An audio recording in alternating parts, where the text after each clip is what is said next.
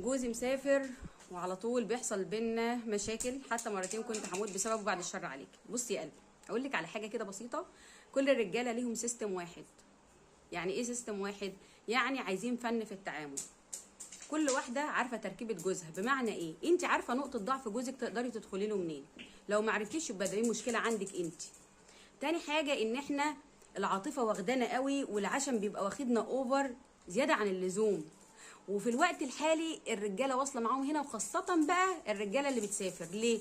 لان الضغوطات عليهم بره احنا كلنا عارفين، وعندنا ان كان جوازنا ان كان اخواتنا ان كان عيال عمنا مسافرين، فعارفين الضغوطات اللي بره هم فيهم عامله ازاي، ووراه مسؤوليات، وراه والدنيا واقفه على الكل. فعلشان ان انت كمان تكوني عبء عليه، فاللي هو لازم يحصل مشاكل. طب نعمل ايه؟ بصي، الراجل لو لقيتيه سعيد اوعي تحكي له على اي مشاكل ولا اي موضوع جدي.